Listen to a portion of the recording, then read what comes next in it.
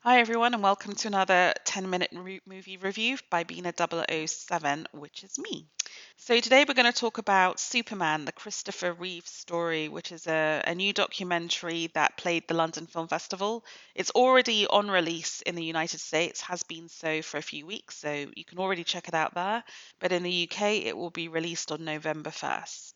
So I came to this documentary with a lot of personal investment. I think that for a lot of people in my generation, Christopher Reeve is the ultimate superhero. He's the dreamy, earnest Superman that we grew up with, flying through the skies with Lois Lane. And I still get a tingle when I hear that opening music. And kind of as a sidebar, people think we only got strong female characters now, but I grew up with Princess Leia and Lois Lane, both massively professionally capable and far from blonde Barbies, so what a time to be a young girl. So for people like me who grew up with Superman, when Christopher Reeve was thrown from a horse and paralysed, it was both shocking and tragic. And then he appeared a year later at the Oscars and gave a very moving and stirring speech from his wheelchair. And then, at least for me, sort of disappeared from view until his death 10 years later. So this accomplished new documentary from directors Peter Ettedgui, who made McQueen, a very good documentary about the fashion designer, and Ian Bonhote fills in those gaps in the story. The Christopher Reeve that emerges from this film is a kind of earnest theatre kid who makes it to Juilliard and rooms with his lifelong best friend Robin Williams. He gets a big break to be Superman, and his off-Broadway co-star William Hurt cautions him against it. And actually, I think given Reeve's strange relationship with that role, especially by Superman 4, probably was proven right. Reeve finds international fame, but he also feels trapped in a certain kind of role and people's impossible expectations of him as a real life hero. And the truth is that he was a very complex and flawed man, because we're all complex and flawed. His father did an absolute number on him, raising him in a kind of environment of toxic masculinity and hyper competitiveness.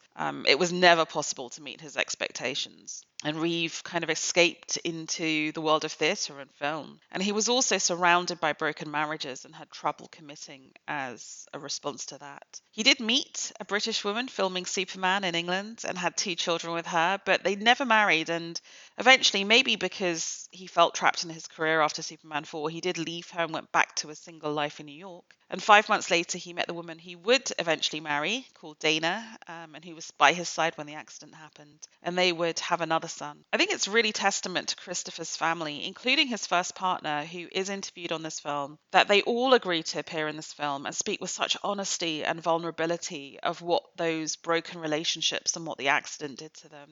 His older 2 children, for example, argue that he was more of a present parent after the accident, when all those hyper competitive athletic activities were off the table, and when he was kind of forced to throw off the model of parenting that his father had given him.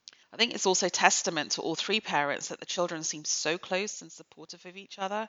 I had no idea that the younger son, Will, lost his mother very soon after losing his father, and that his big half-brother and sister really did step in to provide support. All 3 of them were at the London Film Festival screening, and it was a real privilege to watch this movie in their presence. I found it deeply, deeply moving and affecting.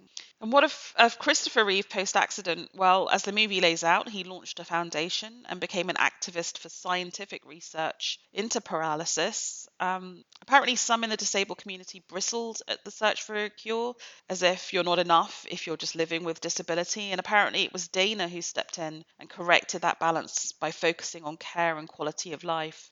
But I think his search for investment in science is really admirable.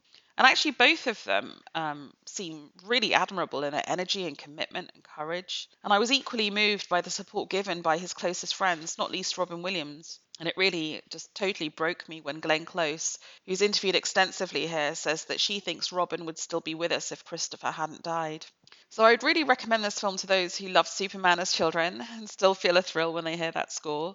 It gives so much more depth and layering and insight to Christopher Reeve, and really an extraordinary family and group of friends who rose to the challenge of his catastrophic accident. I cried, but I was also uplifted and moved at just the sight of these incredibly supportive and loving siblings. And yes, he is still and always will be my Superman.